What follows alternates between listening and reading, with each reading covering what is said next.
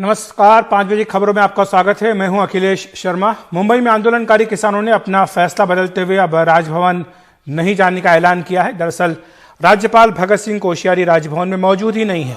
किसान उनके रवैये को लेकर सवाल खड़े कर रहे हैं, क्योंकि समय देने के बाद भी वो किसानों से नहीं मिले। इन सबके मद्देनजर अब प्रतिनिधिमंडल राजभवन नहीं जा रहा है। इससे पहले किसान मार्च करते हुए राज्यपाल के निवास पर जाना चाह रहे थे, लेकिन पुलिस ने उनके 23 सदस्यीय प्रतिनिधिमंडल को ही वहां जाने और ज्ञापन देने की अनुमति दी थी। और आपको बताएं कि इस फैसले के बाद जब ये पता लगा कि राज्यपाल वहां मौजूद नहीं है, किसान नाराज हुए और जो ज्ञापन था जो राज्यपाल को देने वाले थे उसे उन्होंने गुस्से में आकर फाड़कर फेंक दिया।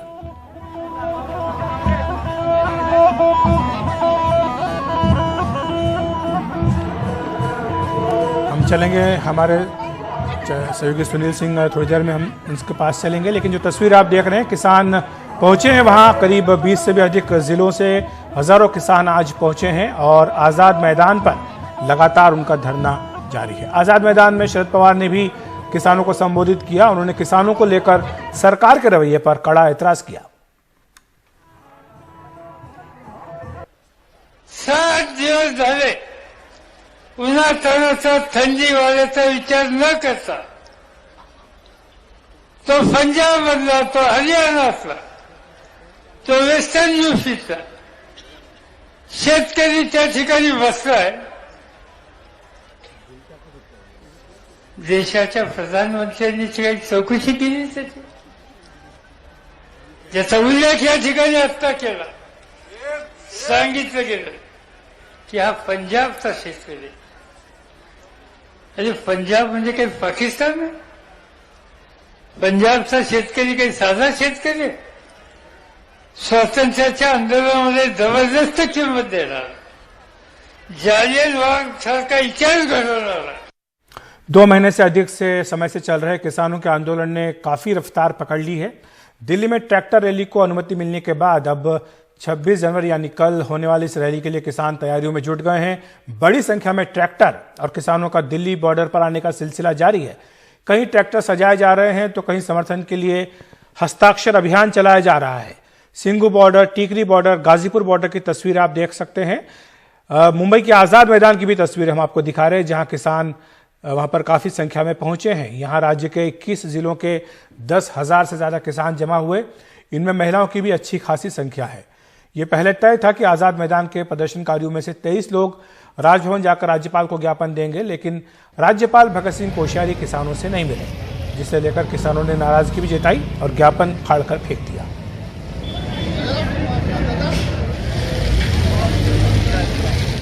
और 26 जनवरी को होने वाली किसानों की परेड से पहले टीकरी बॉर्डर पर ट्रैक्टरों पर तिरंगे ही तिरंगे दिखाई दे रहे हैं।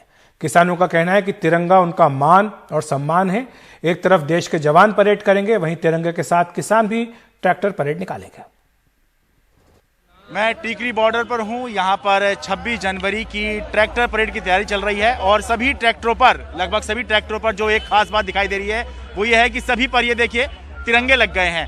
जहां पे भी आप नजर दौड़ाएंगे, किसानों के जो अपने यूनियंस हैं, जो एसोसिएशन हैं, उनके आपको झंडे जरूर दिखाई देंगे ट्रैक्टर में, लेकिन साथ साथ जो है जो हमारा राष्ट्रीय ध्वज, हमारा सम्मान है तिरंगा, वो भी जो है आपको यहाँ पर दिखाई दे जाएगा। आप लोग ये बताइए कि आप कहाँ से आए हैं? हम राजपुरा बैंड से आए हैं, जींद जिला से। जींद जिला से। ये तिरंगा क्यों लगाया हुआ है आपने? ये हमारा आदर सत्कार है, राष्ट्रपति का भी है, जय जवान जय किसान का भी है। अच्छा, हमारा देश का तिरंगा, हिंदुस्तान का तिरंगा है ये। तो ये लगा के कल आप लोग जो हैं दिल्ली में परेड करेंगे? परेड करेंगे जरूर। तो इससे पहले कभी आपने इस तरह से झंडा लहराया था? आपने ये लगाया था आपने ट्रैक्टरों पर? नहीं लगाया था, ये पहली बार आप लोग? पहली बार झंडा लगा। क्या सोच के ट्रैक्टरों पे तिरंगे लगाए जा रहे हैं यहाँ पर? देखो, कल हमारा 26 जनवरी है। हाँ। हमारे देश का जो हमारे बुजुर्गों ने कुर्बानियां देके देश याद कराया है, उसका गणतंत्र दिवस है जो मनाने आते हैं हम। और देखो, किसान मुसीबत में बैठा है। आप रिकॉर्ड चेक कर लीजिए, करोड़ों रुपये का किसानों ने झंडा, देश के स्टिकर लेके अपने ट्रैक्टरों पे लगाया। और तुम देख लो, सारे इंडिया में उतना झंडा नहीं सेल हुआ जितना किसान आंदोलन में देश का झंडा सेल हुआ। ठीक है, बहुत बहुत धन्यवाद। तो किसानों के लिए भी मुझे लगता है कि ये पहली बार का एक्सपीरियंस है। अभी तक ये लोग टीवी पे देखते होंगे या अपने घर पे लगाते होंगे, लेकिन पहली बार अपने ट्रैक्टरों पर इस तरह से ये झंडे लहराकर, ये झंडे लगाकर और दिल्ली की सड़कों पर लहराए जाएंगे 26 जनवरी की ट्रैक्टर परेड में जो किसान करने वाले हैं। टीकरी बॉर्डर से मैं शरद शर्मा, एनडीटीवी इंडिया। गणतंत्र दिवस के मौके पर निकल रही ट्रैक्टर रैली को किसान ऐतिहासिक बनाने में जुटे हैं। सिंघू बॉर्डर पर भी ट्रैक्टरों को तिरंगों से सजाया जा रहा है। हजारों की संख्या में ट्रैक्टरों पर तिरंगे लगाए गए हैं। इसके अलावा और भी झंडे मंगवाए जा रहे हैं। सर, आपसे बात करना चाहेंगे, अपना नाम बताएं और बताएं किस तरह से, क्यों ये तैयारियां कैसी आपकी चल रही है इस समय? मेरा नाम गुरबख्श सिंह जी, मैं पंजाब से हूँ। असी पंजाब से जब से भी ये आंदोलन शुरू हुआ है मैं उसका एक पार्ट रहा हूँ। अब हमारा आंदोलन देश की मतलब राजधानी के दर पर आ चुका है। पिछले 2 महीने से हम 26 जनवरी को जो देश की गणतंत्र परेड है उसमें शामिल होना चाहते थे, लेकिन सरकार ने गणतंत्र परेड में शामिल होने की तो अनुमति नहीं दी। हो सकता है ज़्यादा गैदरिंग होने करके ना दी हो, लेकिन हमने फैसला किया है कि हम भी देश की गणतंत्र जो परेड है उसमें शामिल होंगे, क्योंकि जो अन्नदाता है, जो किसान है, वो देश का अन्नदाता है। सबसे बड़ा देशभक्त किसान है। हम से पहले इल्ज़ाम लगाया गया कि ये तो खालिस्तानी है, ये तो सिर्फ पंजाब के हैं, ये तो सिर्फ हरियाणा के हैं। पर जब हम दिल्ली के द्वार पर आज पहुँचे तब हमारे कहना लगा कि माओवादी हैं, नक्सलवादी हैं, अलगवादी हैं। हम देश की जनता को और पूरे संसार को ये बताना चाहते हों कि किसान कभी भी अलगवादी नहीं होता, कभी भी खालिस्तानी नहीं होता, कभी भी देश से अलग नहीं होता। हम देश के नागरिक हैं, हम देश के अन्न भंडार भरा है। हम पूरे देश को आज नाज में आत्मनिर्भर बनाया है, इसलिए सबसे बड़ा देशभक्त किसान है। पर इससे पहले 70 साल से पहले किसान की किसी भी सरकार ने, चाहे वो किसी भी पार्टी की बनी हो, कभी भी सुनी नहीं। अब सरकार किसान ने तहिया किया है कि अगली बार जो भी होगा किसान इस तिरंगे को मजबूती से पकड़ेगा और किसान के हित की नीतियां बनाएगा। ये हमारा लक्ष्य है, ये हमारा आंदोलन का टीचा है। हम मांगे मनवा के जाएंगे, सरकार को ये साबित करेंगे ना हम अलगवादी हैं, ना खालिस्तानी हैं, ना देशद्रोही हैं। हम देशभक्त हैं। हमारी बात सुनी जावे, जन की बात सुनी जावे, मन की बात हमने बहुत सुन ली। जी सर, कितने झंडे अब तक आप लोग कितने ट्रैक्टर्स पे लगा चुके हैं और आगे का भी क्या प्लान है? कितने और ट्रैक्टर्स पे इस तरह से झंडे लगाए जाएंगे? पंजाब से, हरियाणा से, यूपी से और दूसरी स्टेटों से लाखों ट्रैक्टर आ रहे हैं। हमारी कोशिश है कि जितने भी ट्रैक्टर परेड में शामिल हुए सब पर लगे, लेकिन हमारी ये मजबूरी होगी कि जितना प्रिंट का ऑर्डर दिया था वो मिल नहीं रहा। हम सिंघू बॉर्डर पे 4000 झंडा इससे पहले बांट चुके हैं और का ऑर्डर दिया हुआ है, कुछ देर में पहुंचने वाला है, उसको भी हम लगाएंगे। 4000 झंडा सुबह से लेके उन तक हम बांट चुके हैं। उसमें 400-500 झंडा साढ़े हमारे पास बाकी है। लगभग 3500 झंडा, 3500 झंडे के करीब हम ट्रैक्टर के बांधने के लिए साढ़े बख किसान भरावां को बांट चुके हैं। धन्यवाद सर हमसे बातचीत करने के लिए। कल की ट्रैक्टर रैली के लिए किसान पूरी तैयारी कर रहे हैं। उन्होंने इसके लिए एक वॉर रूम भी तैयार किया है। जानकारी दे रहे हैं हमारे सहयोगी रवीश रंजन शुक्ला। 26 जनवरी को गाजीपुर बॉर्डर से जो ट्रैक्टर परेड निकलेगी उसके लिए जो तैयारी है वो चल रही है। ये आप देख सकते हैं कि मैं जहां पर खड़ा हूं ये वॉर रूम है गाजीपुर बॉर्डर का, और यहीं पर जो वॉलंटियर हैं उनकी यहाँ पर कहाँ से तैनाती होनी है और कितने ट्रैक्टर आए हैं ये आप देख सकते हैं कि एक एक ट्रैक्टर की रजिस्ट्रेशन हो रही है कि कौन ट्रैक्टर कहाँ से आया है, आधार कार्ड संख्या उनका लिखा जा रहा है, मोबाइल फ़ोन लिखा जा रहा है, ताकि कोई बाहरी ट्रैक्टर ना आने पाए।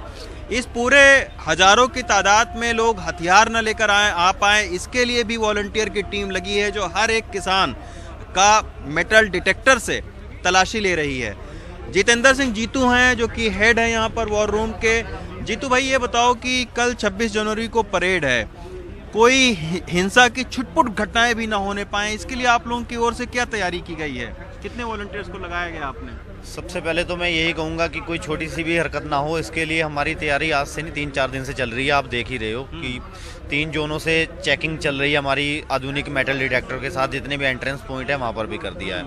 उसके बाद आज मैं पहला काम बताता हूँ आपको कि हमने रजिस्ट्रेशन के टेबल लगाए हैं। 4 जगह हमारे रजिस्ट्रेशन हो रहे हैं, जहाँ से हम रजिस्ट्रेशन करके उनका आधार कार्ड ले रहे हैं, उन्हें एक स्लिप दे रहे हैं एज अ कोड के लिए कि जब भी हम चेक करें आपके पास ये होनी चाहिए। अगर ये हम स्लिप दिखाएं,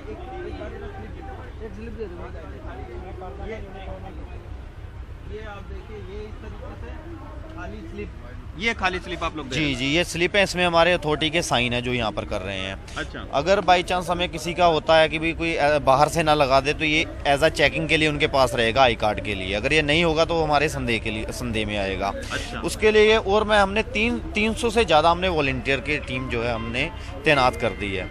हमने अभी मैं यूपी के एरिया में बताऊँ तो हमने इसे 8 सेक्टरों में यूपी में ही बांटा है। अच्छा, हर एक मोड़ से जहाँ पर टर्न है, हाँ, जोन कहाँ से लेके कहाँ तक है, वहाँ पर हमने 10-10 वॉलंटियर्स की टीम तैनात कर दी है। कौन से अधिकारी से टाई अप करेंगे उनकी लिस्ट हमने कर दी है। अच्छा, ये जितने भी मोड़ हैं, ज़्यादातर जहाँ से टर्न है वहाँ पर हमारी टीम पहले ही खड़ी हो जाएगी कि जो आगे ना जा पाए। बाकी हर एक टीम जो है 30 टीमें हमने लगा रखी हैं रिकॉर्डिंग के लिए कि इतने जोन से लेके इतने जोन तक ये वाली टीम रिकॉर्ड करेगी। जब यहाँ से काफिला चला जाएगा बिल्कुल वीडियो रिकॉर्डिंग हमारी रहेगी। बाकी हमारे साफ इंस्ट्रक्शन है कि 5 लोग एक ट्रैक्टर पे रहेंगे, कोई शो पे नहीं बैठेगा, कोई पीछे फटली पे नहीं खड़े होगा जिससे कोई दुर्घटना का डर ना हो। बाकी जब यहाँ से हमारे ट्रैक्टर निकलेंगे तो आगे हम बैरिकेडिंग लगाएंगे, यहाँ से भी मेटल डिटेक्टर के साथ हम चेकिंग करेंगे। अच्छा, कि कोई हथियार ना हो, कोई हथियार ना जाए। वहाँ से सीक्वेंस नंबर देंगे हम वहीं पर ही कि 1 2 3 की लाइन में रहे हमारे, कि अगर कोई लाइन से गड़बड़ होता है तो हमें पता चल जाए कि कौन से नंबर का ट्रैक्टर गड़बड़ी कर रहा है, तो हम उसे वहीं पर ही लगा दें। और ये इन तरीकों की हमारी तैयारी। जैसे जाने के लिए हमने अभी जैसे अक्षरधाम से हमने टर्न लेना है तो NH24 पर हमारे ट्रैक्टर्स रहेंगे। NH9 को हमने वॉलंटियर्स प्लस मीडिया कर्मियों के लिए खाली कर रखा है कि जितने भी ट्रैक्टर जाएंगे वो इधर से NH9 से, कि जहाँ से हम पेट्रोलिंग कर सकें। लगभग मैंने 25 पेट्रोलिंग कारें तैयार कर रखी हैं उसके लिए। 30 बाइकों का इंतजाम कर रखा है कि जिससे वॉलंटियर्स के पास बाइक रहें कि जो आगे पीछे जा सकें। ये समझ ली कि वॉलंटियर की कोई खास वर्दी भी होगी क्या? जी, उसकी ड्रेस होगी, एक ऊपर टी शर्ट है ब्लू कलर की, वो सभी वॉलंटियर्स के पास रहेगी। वॉकी टॉकी रहेंगे उनके पास, और एम्बुलेंस की सुविधा ये भी सब उनके वॉलंटियर्स के पास ही रहेगी। अच्छा, जिला प्रशासन के साथ में आप लोगों की बैठक हुई है, उसमें क्या बात जिला प्रशासन आप लोगों को कह रहा है? जिला प्रशासन बस यही चीज़ों के लिए कह रहा है कि वॉलंटियर्स के साथ हमारा टाई अप रहे, कोऑर्डिनेशन रहे। जो भी वहाँ पर टीम रहेगी, जो हमने लिस्ट बनाई है, उसके साथ कौन सा संबंधित अधिकारी वहाँ पर रहेगा, कितने SHO साहब रहेंगे, कितने दरोगाज रहेंगे। मतलब कि अगर वहाँ पर कोई दिक्कत आती है तो किसी प्रशासन लेवल पर उन्होंने रिपोर्ट करनी है, और जब प्रशासन को कोई चीज़ दिखे तो उन्होंने किस वॉलंटियर टीम से कॉन्टैक्ट करना है।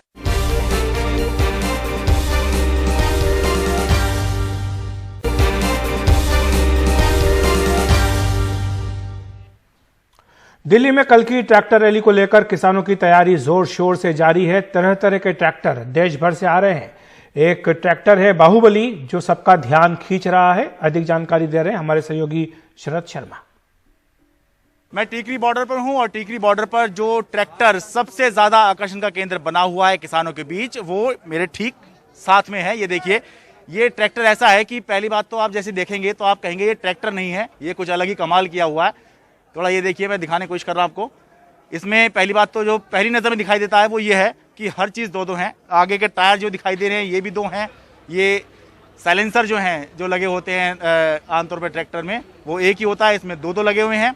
तो आमतौर पर जो ट्रैक्टर 4 पहियों पर चलता है, ये 8 पहियों पर चल रहा है। एक तरह से पूरा लग्जरी ये ट्रैक्टर बनाया गया है। और 26 जनवरी की जब ट्रैक्टर परेड दिल्ली के अंदर होगी तो उसमें ये ट्रैक्टर जो है ये लीड करेगा, सबसे आगे चलने वाले ट्रैक्टरों में ये होगा। थोड़ी सी इसकी और आपको जानकारी दूंगा, लेकिन जिसका ये ट्रैक्टर है पहले उनसे बात करवाता हूं।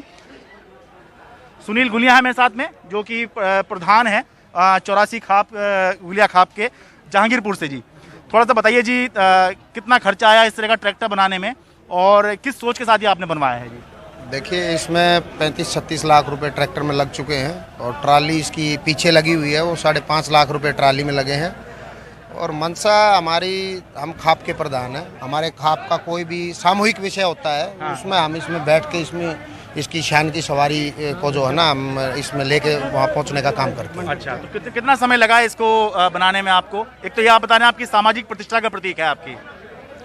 इसको टोटल जो है 7-8 महीने का समय लग गया। हमने इसको पिछले साल 2020 में जनवरी में परचेज किया था। उसके बाद 7-8 महीने के बहुत ही मतलब ज़्यादा प्रयास करके हमने इसको ये रूप देने का काम किया है। अच्छा, आमतौर पे क्योंकि सब किसान ट्रैक्टर ही चलाते हैं और ट्रैक्टर के बीच में ही रहते हैं, तो आमतौर पे ट्रैक्टर जो है वो किसानों के बीच इतना पॉपुलर नहीं होता कि वो आगे सेल्फी खिंचवाएं, लेकिन आपने ऐसा बना दिया है कि सब आके जो है इसी की चर्चा कर रहे हैं, फोटो खिंचवा रहे हैं। देखिए, हमने इस ट्रैक्टर को इसलिए भी तैयार कराया है कि हमारे कुछ युवा जो बच्चे हैं वो गाड़ियों की तरफ उनका काफ़ी ज़्यादा रुझान होने की वजह से हमने इसको एक प्रेरणा का स्रोत बनाया है कि हमारे जो किसान भाई हैं करोड़ों की गाड़ियां लेने की कोशिश करते हैं, 50 लाख की गाड़ी खरीदते हैं, 2 साल के अंदर उस गाड़ी की कीमत 20 लाख रुपए रह जाती है।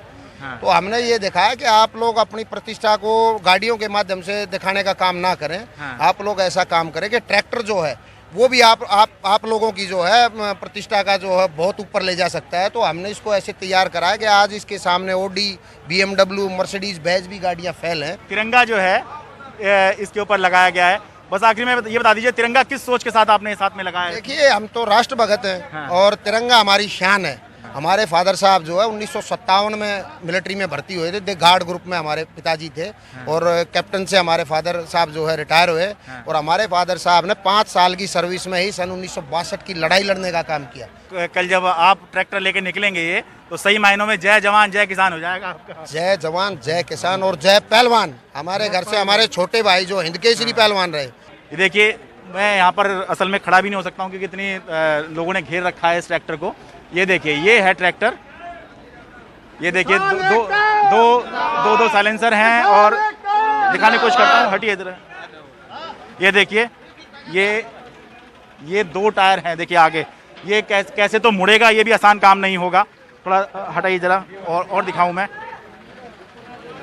और लोग थोड़ा सा इससे दूर रहें। इसके लिए देखिए यहाँ पर ये व्यवस्था भी की गई है कि लोग थोड़ा दूर रहें क्योंकि हर कोई फोटो खिंचवाना चाह रहा है। देखिए जिस तरह से, ये देखिए, ये बालक लगा हुआ है फोटो खिंचवाने में। और देखिए, थोड़ा और पीछे मैं चलता हूँ, जैसे इसकी गद्दी भी अच्छी खासी दिखाई दे रही है और डीजे भी, एक बढ़िया स्पीकर और म्यूजिक सिस्टम जो है, बढ़िया इंतज़ाम यहाँ पे हुआ है। और हैं, और ये देखिए हॉर्न, देखिए, हाँ ये देखिए कितने सारे हॉर्न हैं। जब ये हॉर्न बजाएंगे दिल्ली की सड़कों पर तो अच्छी खासी पब्लिसिटी होगी। और अब देखिए, ये तो है आगे का हिस्सा जो ट्रैक्टर, देखिए 2 टायर पीछे भी लगे हुए हैं। और ये देखिए, एक तरह से एग्जीक्यूटिव क्लास, या जैसे आप वॉल्वो वगैरह में जैसे बसों में आप ट्रैवल करते हैं तो पीछे ट्रॉली के तौर पर इन्होंने यहाँ पर ये जोड़ा है कि ये देखिए जरा आराम से कोई साथ में चलना चाहे तो उसको आराम से बैठते हुए कल दिल्ली की सवारी जो है वो कराई जा सकती है। दिल्ली देखते हुए एक तरफ परेड भी होगी, दिल्ली दर्शन भी होगा। और इस तरह का ट्रैक्टर जो है कम से कम मैंने अपने जीवन में कभी नहीं देखा और उम्मीद करता हूं कि शायद आपने भी नहीं देखा होगा।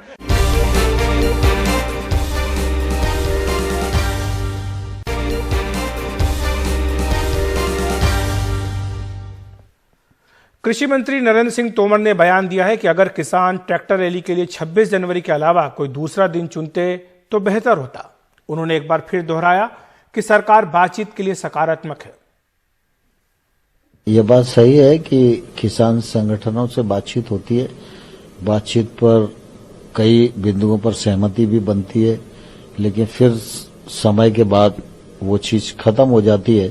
तो इससे लगता है कि कुछ ऐसी स्थितियां बनती हैं जो नहीं चाहती कि किसान के हित में कोई प्रस्ताव फलीभूत हो पाए।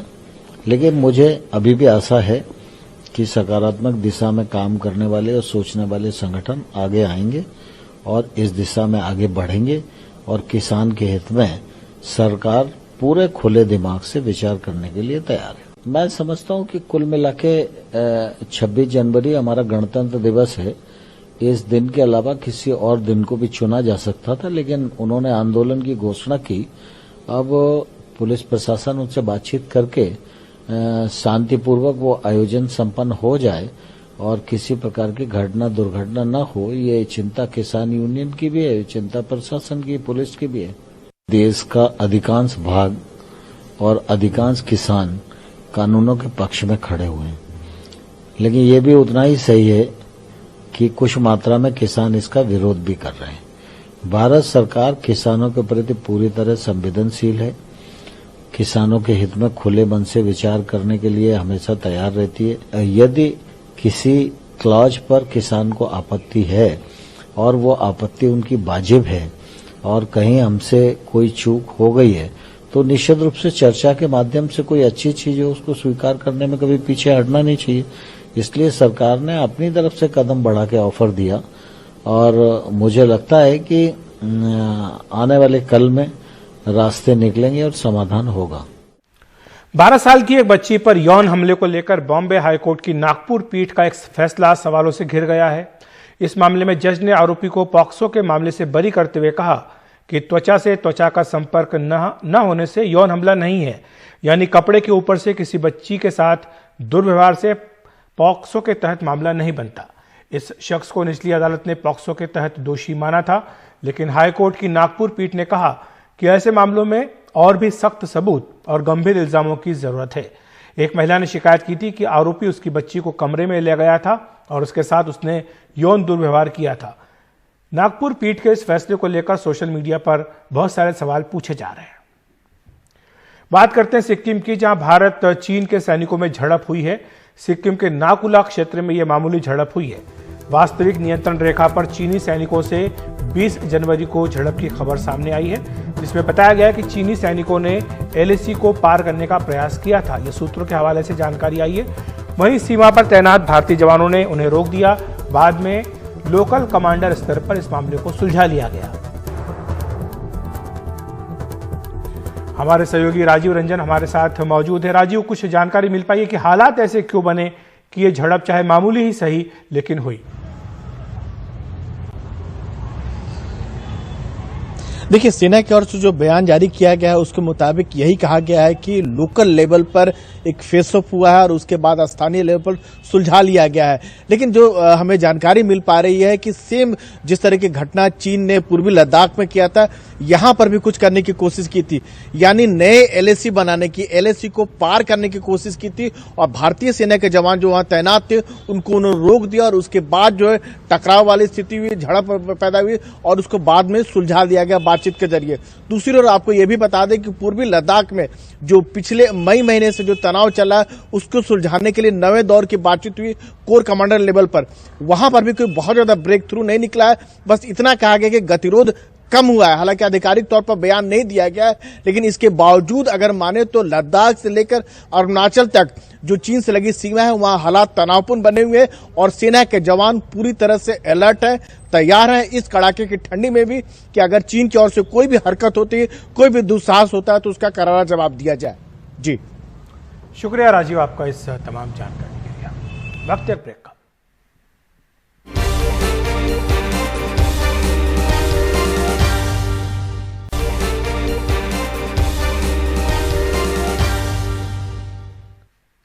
कॉमेडियन मुनव्वर फारूकी की जमानत याचिका पर फैसला सुरक्षित रख लिया गया है। इंदौर में फारूकी पर धार्मिक भावनाओं को आहत करने का आरोप लगाया गया था। 1 जनवरी से वो हिरासत में है। आज मध्य प्रदेश हाईकोर्ट की इंदौर खंडपीठ ने जमानत की याचिका पर फैसला सुरक्षित रखा। इससे पहले 2 बार निचली अदालत उनकी जमानत याचिका खारिज कर चुकी है। हमारे सहयोगी अनुराग द्वारी हमारे साथ जुड़ रहे हैं इस मामले पर अधिक जानकारी के लिए। अनुराग, क्या आधार बनाया गया है इस याचिका में, क्या बातें कही गई हैं इनके वकील की ओर से? देखिए, साफ तौर पर जो मुनव्वर के वकील है उनका कहना है कि उनके मुवक्किल ने इस तरह की कोई बात वहां पर नहीं कही है, कोई सबूत नहीं है पुलिस के पास, लेकिन पुलिस बार बार ये कहती रही है कि मुनव्वर ने इस तरह की बातें कही हैं जिनसे हिंदुओं की धार्मिक भावनाएं आहत हुई हैं। न सिर्फ देवी देवताओं का मजाक उड़ाया है बल्कि गोधरा कांड और गृहमंत्री के बारे में भी उन्होंने कुछ ऐसी टिप्पणियां की हैं जो उनको नहीं करना चाहिए। लेकिन जो बचाव पक्ष के वकील हैं उनकी दलील है कि ऐसी कोई टिप्पणी उन्होंने इंदौर में नहीं की है।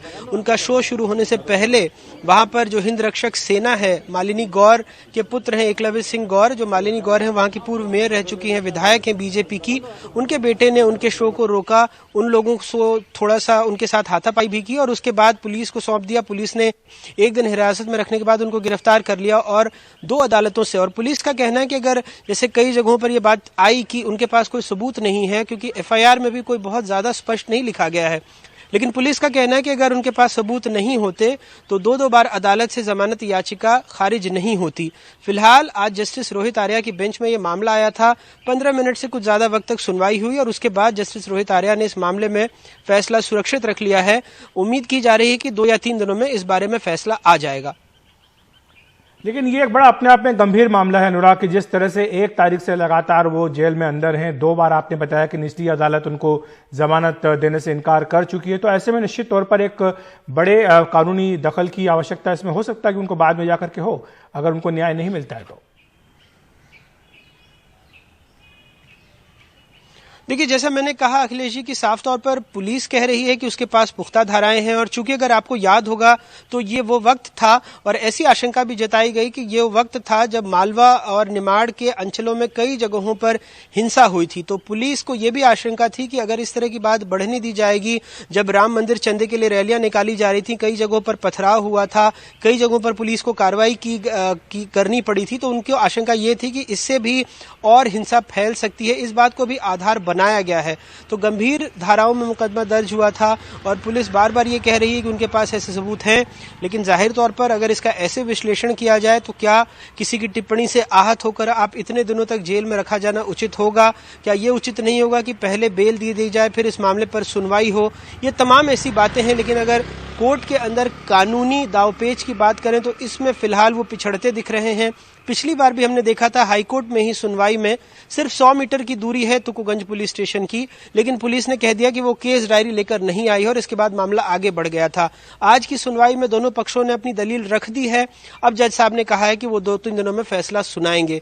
तो ऐसी पेचीदगियां कानूनी हैं जिनके बारे में बतौर संवाददाता हमारा शायद कुछ कहना उचित नहीं होगा, लेकिन इस पर तमाम टीका टिप्पणियां आ रही हैं कि क्या किसी की टिप्पणी से किसी बात पर आहत होकर, क्योंकि अब यूपी पुलिस भी पहुंच चुकी है वहां पर। एक इलाहाबाद का एक प्रयागराज का एक मामला है और उस मामले में जो प्रोडक्शन वारंट है वो पेश कर दिया गया है CJM कोर्ट में, उसकी प्रति DIG को भी दी जा चुकी है वहां पर। तो ये आशंका है कि जैसे ही उनको अगर वहां से जमानत मिलती भी है तो यूपी पुलिस पकड़ कर ले जाएगी। तो ये कहीं ना कहीं इस मामले में अभिव्यक्ति की स्वतंत्रता को लेकर तमाम बातों पर अब बड़े सवाल उठ रहे हैं। कॉमेडियन मुनव्वर फारूकी और उनके जो और 4 दोस्तों की गिरफ्तारी हुई है इस मामले में। बहुत बहुत धन्यवाद आपका अनुराग इस तमाम जानकारी के लिए। वक्त एक ब्रेक का।